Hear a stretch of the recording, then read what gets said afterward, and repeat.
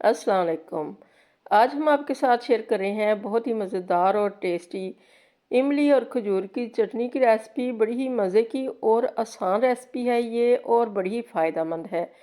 मुख्तलिफ़ चीज़ें जो हम खाते हैं रमज़ान में फ्राई की हुई, उनके साथ ये बहुत अच्छी रहती है, हाज़मेदार होती है, पेट को भारी नहीं होने देती और जायके को भी बढ़ाती है और आसान भी बहुत है। खजूरें जो बच्चे नहीं खाते उनके लिए भी ये बड़ी मुफीद है, वो हर चीज़ के अंदर ये इस्तेमाल कर सकते हैं। दही भल्ले, दही बड़े, फ्रूट चाट या फिर दही पकौड़ियाँ, फुल्की वगैरह जो भी हो, पकौड़े वगैरह, समोसे वगैरह उनके साथ बहुत मज़े की लगती है।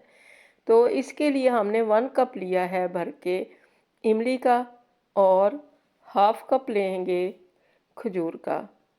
तो इन दोनों चीज़ों को हमने पानी के अंदर अच्छी तरह से सोक कर देना है। हमने इसको ओवरनाइट रखा था, पानी डाल के इनको पहले धो लिया अच्छी तरह से, खजूरों को बहुत अच्छा सा धोया है, इमली का भी एक बार पानी निकाल दिया, तो फिर इसके अंदर हमने भर के पानी डाल दिया और इसको ओवरनाइट रख दिया। तकरीबन इसको 24 घंटे हो चुके, तो इसको हमने इस तरह से चम्मच के साथ गोद लिया है, अच्छी तरह से फेंट लिया है और इसकी गुठलियाँ निकाल दी हैं और गूदा इसके अंदर ही है। गूदा हमें बहुत अच्छा लगता है, इमली का जायका और भी बढ़ जाता है और टेक्सचर भी। तो इसके अंदर और पानी डाल दिया है, पानी जितना चाहे डाल सकते हैं। हमने इसके अंदर तकरीबन हाफ़ लीटर पानी और डाल दिया था और ये है हाफ़ चीनी है, हाफ़ कप, और इसके अंदर नमक डाल दिया 1 टीस्पून और इसके बाद इसके अंदर डालेंगे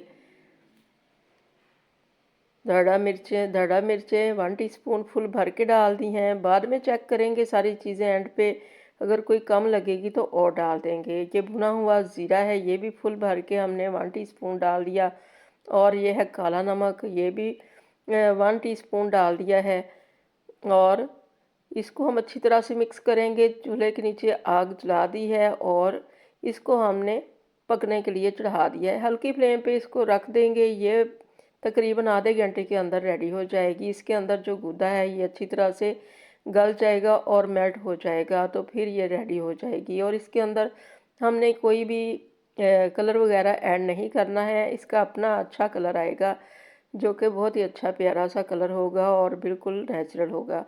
खजूरें भी काफ़ी डार्क कलर की थी और इमली भी। तो इसको हमने चढ़ा दिया है। आधे घंटे के लिए ये पकती रहेगी और गाढ़ी होती रहेगी और जितना ज़्यादा ये पकेगी उतनी इसकी शेल्फ़ लाइफ भी बढ़ेगी।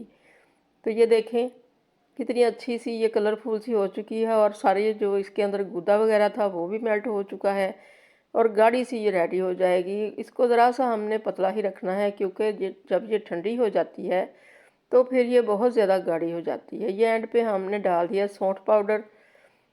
ये भी चीज़ों को हज़म करने के लिए बहुत मुफीद है। चीज़ें बहुत जल्दी जो हमने खाना खाते हैं, ये फ्राई चीज़ें हैं, इनको हज़म करता है ये सौंठ पाउडर, अदरक का पाउडर।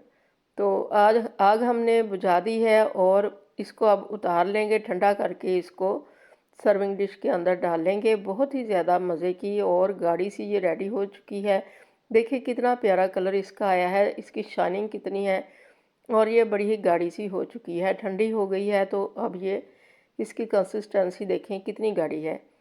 तो ये हम दही पकौड़ियों के अंदर भी ज़रूर यूज़ करते हैं, जो हम बनाते हैं रोज़ाना ही रमज़ान के दौरान। और ये हाज़मेदार ये वाली चटनी और ग्रीन चटनी, ये दोनों की रेसिपी हमने शेयर की हुई है अपने चैनल पे। बहुत मज़े की बनती हैं और ख़राब नहीं होती, इनकी शेल्फ़ लाइफ बहुत ज़्यादा है।